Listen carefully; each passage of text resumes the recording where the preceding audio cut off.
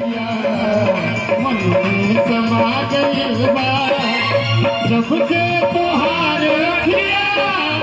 मन में समा गइल बा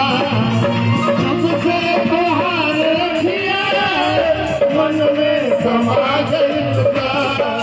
निकली त कैसे निकली रास्ता रुढ़ा गइल बा निकली त कैसे निकली रास्ता रुढ़ा गइल बा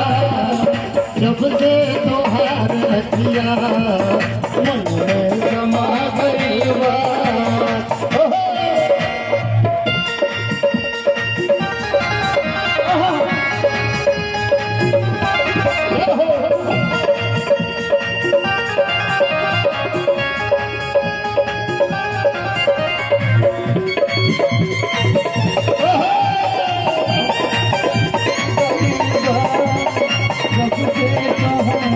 अरे जे जे निहार हमके ऊहे बढ़ावे हमके जे जे निहार हमके ऊहे बढ़ावे हमके अरे जे जे निहार हमके ऊहे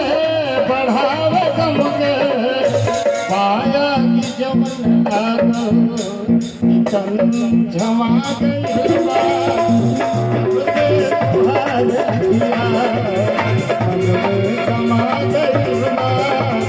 जब से तोहार अखिया मन में समा गइल बा बहुत बहुत धन्यवाद विजय बाबू कमाल कर दिए। विजय बाबू शानदार। प्रमोद जी सरपंच संघ के अध्यक्ष बोलेंगे। प्रमोद जी आशुतोष विजय हमने के सब तू एक बैठ के हई सब यही का तू पहरिया में वही में दवाई सब बैठ को बैठा के ई पड़का गीत अब गीतकार हो गए बहुत अच्छा बहुत इनका सब ना बगीचा में कविता लिखाई वो कविता के 86 का प्रेरित करा भेले बनी आज दावत बनना मिलल वो कविता कोई त नहीं ई कविता लिखले रहल पहले में 86 बात 86 के बाद कहत नहीं अंजन जाए रहले त अंजन जी कहते कि इनका लिखे के मन कइलो और लिखला लगे बदल गइल गांव जवार बदल गइल दुनिया आ दिल्ली के पावर से चलत दुनिया तो ये तो कहने का मतलब है तो प्रमोद की बड़का संगीतकार हो गई हई बड़का कवि हो गई हई बड़का गीत के गायक हो गई तो आशीर्वाद दी लोग हम अब बड़का नेता हो जाए आशीर्वाद दी लोग है ये सब के बड़का हो खाली पिछड़ल हम वाली और वो लोग आशीर्वाद है अगले साल दूसरे के बाद हम बड़का नेता हो जाए भाई हमारे यार हो लंगोटिया यार माने जाना मेरा केव हाथ पाइप पहली जा दोनों लगा प्रमोद पड़े भाई विजय बड़े इनका गवाही सन अब दुनिया में ठोकी सो एक बड़का गायक हो गई है तो कहता नहीं ये 3-4 गो पार्टी मने हमार ये उधार रखले बड़े बियाह के लोग ना खियोले बियाह के लोग आसपास ना खियोले लड़का भइल तो ना खियोले और छठियार में खियाओ तरफ तक लो एक दिन दवरिया हमने कहा 5-7 10 आदमी बा हमारे मित्र मंडली के